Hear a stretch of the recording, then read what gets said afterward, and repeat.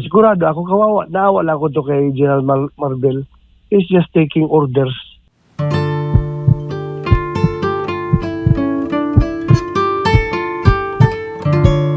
Bilang dating pinuno ng Philippine National Police, gaano po kahalaga yung pagbibigay ng seguridad sa pangalawang pinakamataas na leader ng bansa?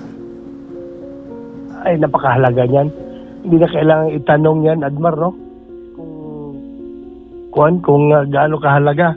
Napakahalaga talaga. Dahil na number 2 yan sa pinakamataas na official ng ating bansa.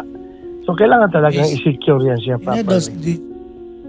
And dito naman po sa mga naging pahayag po ni PNP Chief Marbel, meron din po ba kayo nakikitang inconsistencies gaya po ng pagbibigay diin ni VP Sara? Well, he can have all his reasons kung bakit niya ginawa yan. Pero ako bilang isang dating PNP Chief at alam na alam ko ang galawan dyan sa Krame, ay kung ikaw Chief PNP ka at on your own, hindi mo kayang gawin yan, tanggalan mo ng security yung Vice Presidente. Sigurado ako kawawa, naawa lang ako to kay General Marbel. He's just taking orders.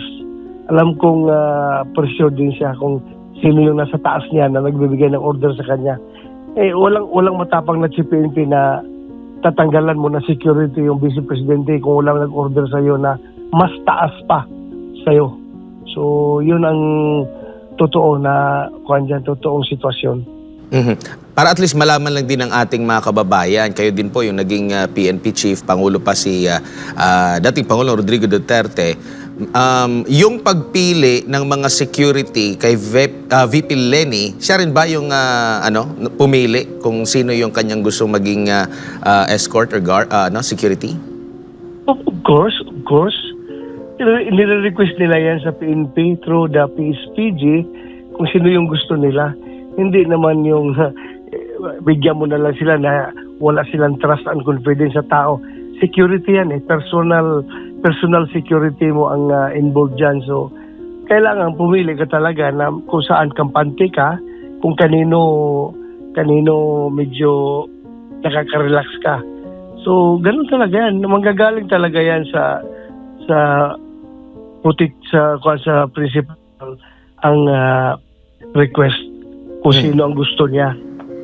So kumbaga hindi ito manggagaling mismo sa PNP Chief kung sino yung gusto niyang ilagay doon na security sa Vice President as well as sa mismong Presidente. Sila yung pipili kung sino talaga yung may trust and confidence sila.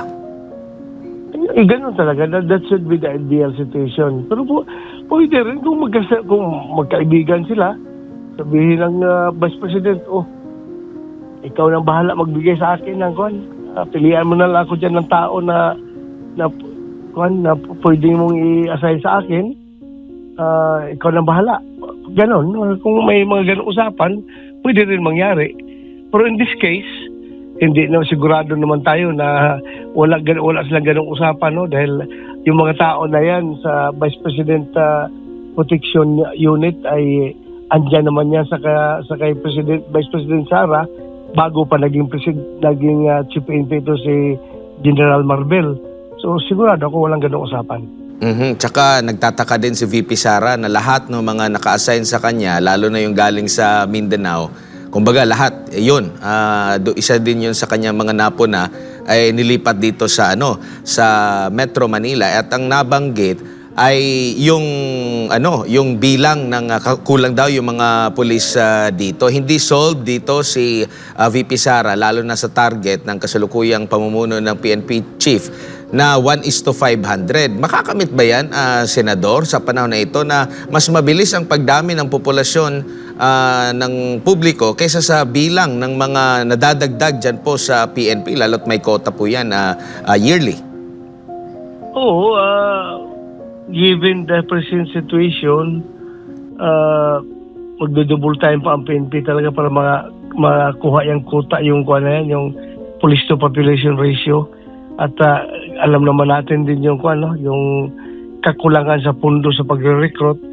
additional manpower, additional funding requirements. So, medyo mahirap yan. Mahirap makamit natin yung ideal ratio na yan.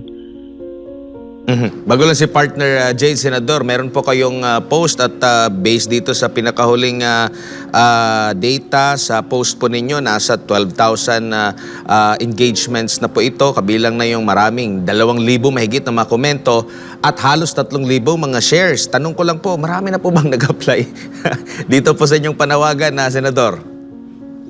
Ang dami, no? Nakakataba ng puso, nakakasaya na ang daming talaga nagmamahal sa ating Vice President Inday Sara Duterte. Isipin mo, kahit na mayroon nag-volunteer dyan, no? Sir, security guard lang ako, pero voluntaryo akong mag-serbisyo kahit walang sweldo. Marami, may mga civilian na, sir, ako, wala akong alam sa security, pero kung kailangan pa ninyo ng additional tao, volunteer ako, sir. At meron din namang mga iba na, sir, wala kami makontribute dyan sa pagbibigay ng security. Mag-ambag-ambag na kami kunting halaga para pangsweldo kasi pinost mo man na walang sweldo ito, bayanihan lang.